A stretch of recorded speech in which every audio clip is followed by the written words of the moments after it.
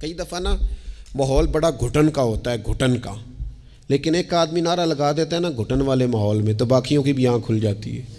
شدید گھٹن کے ماحول کے اندر ایک بندہ کہتا ہے نا تھوڑا سا لنگر ہے یار، باقی کھانا پکتے تک آؤ نا میرے ساتھ بیٹھو، تو وہ لوگوں کو نا ہمت دیتا ہے، وہ جذبہ دیتا ہے۔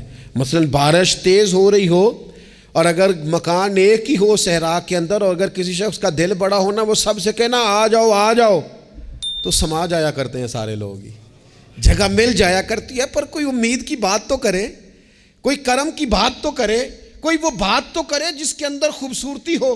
جنگ احد میں شدید آزمائش کا ماحول بن گیا اور حالات کچھ اور طرح کے ہو گئے۔ ہوا کیا، صحابہ کرام علیہم رضوان کبھی کمزور نہ پڑتے، لیکن ایک خبر اڑا دی گئی، ایک سیاسی چال چلی گئی۔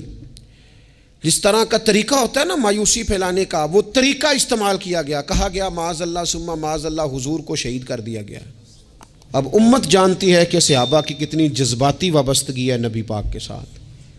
کل کائنات امت کے پاس اگر ہے تو وہ رسول پاک کی ذات ہے، اور اگر حضور کو شہید کر دیا گیا ہے، سرور کائنات کا وصال ہو گیا ہے، تو پھر پیچھے کیا بچا؟ طبیعتیں پریشان ہو گئیں، رو رو کے نڈھال ہو گئے۔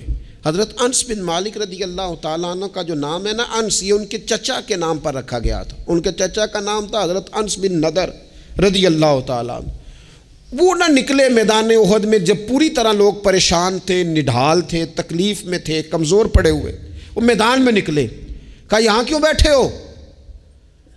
تو ایک صحابی نے بڑے درد سے کہا آپ کو پتہ ہے حضور کا وصال ہو گیا ہے، خبر ہے کہ حضور کو شہید کر دیا گیا۔ تو حضرت انس بن نضر نے نا پتہ کس طرح کی بات کی، فرمانے لگے یار اگر حضور شہید ہو گئے ہیں، ہم نے جی کے کیا کرنا ہے؟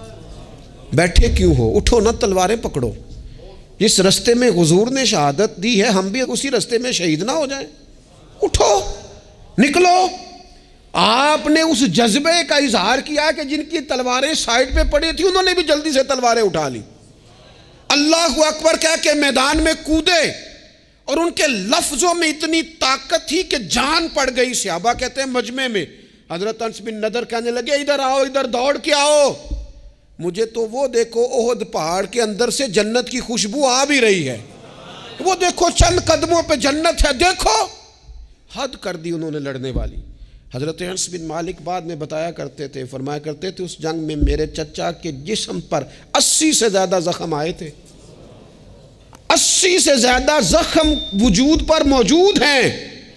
اللہ کرے میں اپنی ملت کے جوان کو سمجھا سکوں، 80 سے زیادہ زخم جسم پر موجود ہیں، پر حضور کا صحابی پھر بھی کھڑا ہے۔ تو ایک زخم برداشت نہیں کر سکا، گر گیا ہے، زخم پہ زخم کھا کے جی، خون جگر کے گھونٹ پی، آہ نہ کر لبوں کو سی، یہ عشق ہے کو دل لگی نہیں۔ تو ذرا چل نا اس سارے سفر میں، تو تھوڑا سا نا بیڑیوں سمیت سفر طے کرنے کا مزاج بنا نا، ذرا تپتے ہوئے صحرا پر تیرے پاؤں جلیں تو پھر تجھے پتہ چلے گا کہ سفر کس طرح ہوتا ہے۔ یہ نا امیدی کا مزاج نہیں، یہ اس طرح کی طبیعت نہیں جو ہماری تمام سیاسی جماعتوں نے ملک کے اندر افراتفری پھیلا دی ہے اور پریشانی کر دی ہے۔ ہمیں ہمت کے ساتھ، ہمیں جذبے کے ساتھ، ہمیں شوق کے ساتھ ایک دوسرے کو بحال کرنا ہے۔ نبی پاک علیہ السلام نے فرمایا شوربہ زیادہ پکا لیا کرو، پڑوسی کو بھی شامل کر لیا کرو۔